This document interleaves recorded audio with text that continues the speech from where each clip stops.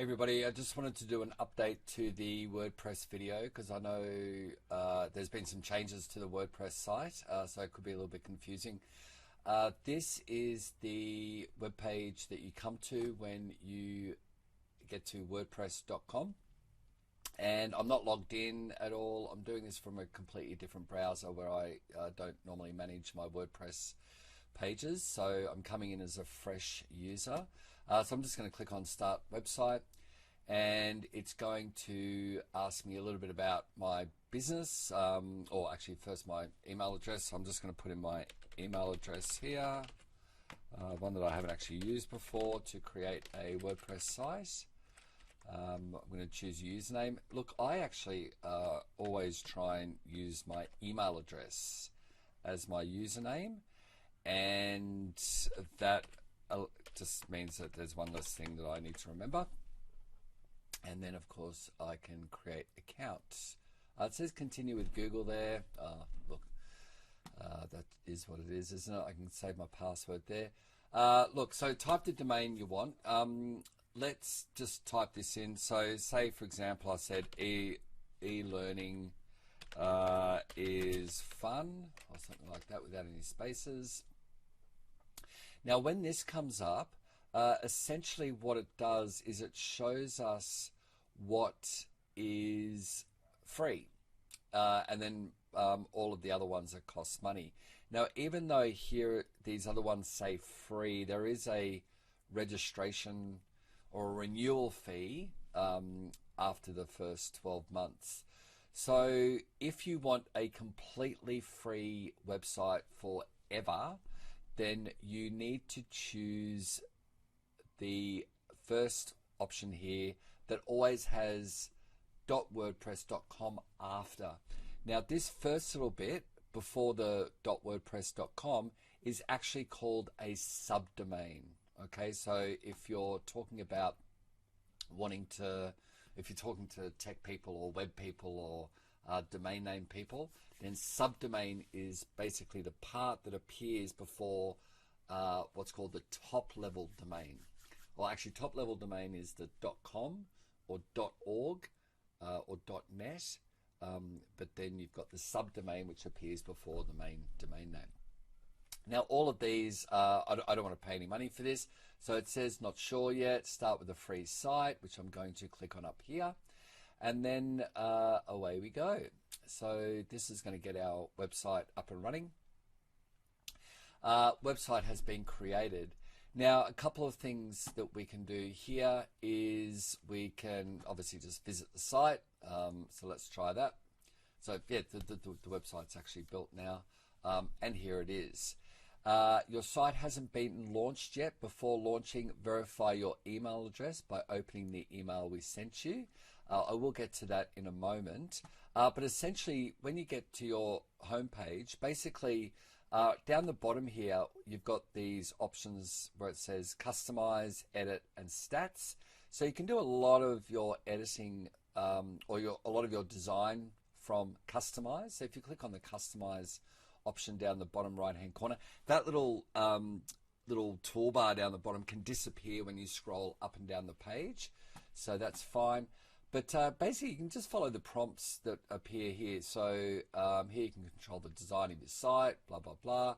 So I can click that, and then I can just go into site identity, for example, and I can say John's e-learning, where are we? That's early John's e-learning site, blah blah blah. And then and you'll see that appears up the top here. Save changes, which is great. And essentially what you can do is from here you can always sort of click the back area and you can change a couple of these other options. Now look, there's so much to look at when it comes to WordPress and things like that, but a couple of the main things that I bring to your attention as well is up in the top left hand corner as well, you've got this little option where it says my site. So we can click on my site, and away we go here. And essentially what you can basically do is this. you've got these links over on the right hand side which allow you to do as they suggest. With your assignment or your gate submissions, what I probably suggest here is you can either manage your information through pages or manage your information through blog posts. It doesn't actually matter that much, but ultimately we need to be able to see or have access to those pages either through direct links or through menus. So say, for example, if I add a page here, so I'll click on Add Page, and I can then go to, when it pops up, here it is, loading, loading, loading, here it comes. So I can select a layout for this page, which is pretty cool. Let's have a look. I'm just going to choose a pretty basic page here. There we go. And what I can do here, I can use, so then up in the top right hand corner, use About Layout, welcome to your website, read the instructions, don't they say that when you're building IKEA furniture? Read what's on the screen. So up here I can say Gate 1, and I can just edit the information that's in here already, or I can delete these blocks. So there's a little 3-dot thing here, so I can just say Remove Block, etc. Or I can add a block. Now, when you add a block, you've got a whole range of different types of blocks you can add in here. And there's more and more being added all the time, which is really cool. So if you wanted to upload a file, for example, you can type in File up here, and then you can do this, and then you can upload the file, and that will make that file available to be downloaded. So if you've got any sort of documents or presentations that you might want to upload, you can do that through here as well. So that's fine. I'm just going to get out of that. So I just really recommend that you just have a bit of a play around. You can't really break anything, and the more you sort of have a bit of a look around and just try different things, the more you learn. Also, I'm actually up in the top right hand corner, I'm going to click on Publish here, so Publish and then Publish. Now you need to publish in order for me to be able to see it. See up the top here where there's this address up here, it says wordpress.com block editor page, blah blah blah. You're, as the editor, you're the only person who can see that. No one else can access that page. So you need to publish first, and then you go and click on View Page over on the right hand side, and the web address that you need to share for your gate submissions, it has to start with your subdomain .wordpress.com / and then the name of the page. Okay, now anytime you want to edit this page, you can actually go directly to the live page like this, and then down the bottom right hand side you'll have the option to edit. As I said, that disappears sometimes. When you see how I've just scrolled down and that's disappeared, but when I scroll back up again, I can edit that. Now, of course, I'm the only one who can edit that because I'm the owner of the site. Someone just coming along and visiting won't be able to edit this. Okay, of course. Now, anytime I want to get back into that that area to add more pages, right up the very top left-hand corner, I can click My Site, and away we go again. Now, a couple of other things I just wanted to bring to your attention as well. If you wanted to keep this page private and you only wanted to let me know about it, all you need to do is go into where it says Manage from memory, and then Settings. And then you've got this option as you scroll down, you'll be able to launch the site. So you need to launch the site once you've confirmed the email address, and then you need to either make it public.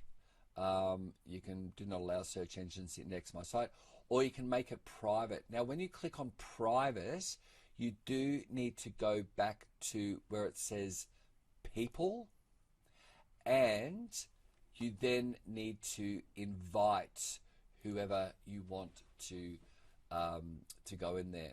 So all you need to do is you can invite me, just pop my email address in that you've got, and then if you are having trouble with your site, you can make me an administrator, and then I can help you through that. But pretty much that's all there is to it. Oh, and of course, one other thing, we do need to be able to control the menus. Okay, so this is done through, actually go back to your homepage option over here, and then you'll see where it says edit menus. So you can click on edit menus. This will load that customizer, and then in the menus area, you won't be able to edit your menu until you confirm your email address, which I'll confirm. But essentially, once those pages get created, so I created gate 1, then in actual fact, going into this menus area, I can start to add those pages to my main menu, which will basically appear up here anyway. Now, of course, you can also change your theme, which is pretty cool. There's lots and lots of different themes. You just need to close out of this little customizer area. Let's see, why isn't that closing out? What I tend to do here is, if I do end up feeling like I'm getting stuck, what you can do is you can just, oh, that's interesting. You can just go back to your URL up here. So I'll just take this bit out like so, and then you go back to your website, of course, and then what you can do is go back up the top left hand corner to my site, and we're looking for change theme. So here you can change the theme, which is pretty cool, and you can choose any one of these themes, the ones that are free. Okay, so these are all free, and so this one here, for example, I can click on that. I can activate this design for free. So I click on activate design, activate, and it's just fun going through some of the themes and seeing what's there. And you can actually get some really interesting design ideas for possibly your own content that you're building. So if I want to view the site, and this is now exactly the same site with a completely different theme. So there you go. And look, that's pretty much it. As I said, you can make me an administrator if you want me to help you through this. But also, if you wanted to display your content through the blog, you can. Just click on blog here. You can go to any one of these blog posts that are here, and down the bottom where it says edit, you can edit the blog post to start adding your content. So for example, I could call this one gate 1 as well. Just wait for that to load. Blah blah blah, select all of that, gate 1 submission, or whatever you want to call it, and then if I click on update over here, so that'll update that. But you just have to have a bit of a play around, and then down the bottom left hand corner it says view post, so I can go and view post. That'll take me to the front end to show me how that looks, and there you go. But what I can also do is right up in the very top right hand corner, you might miss this, where it says write. So if you click on write, and then that allows you to write a brand new blog post, and these blog posts will automatically get added to that blog page. So that's another way of actually being able to display your content. And that's pretty much getting your WordPress site up and running in 14 minutes and 10 seconds. And of course, don't forget to confirm your email so that the site becomes published. But there you go. Hopefully that's helped. I know that there's been a couple of changes to the process of signing up, but there's a free website. You don't have to spend any money, and you can start creating your online portfolio. So I'll see you soon.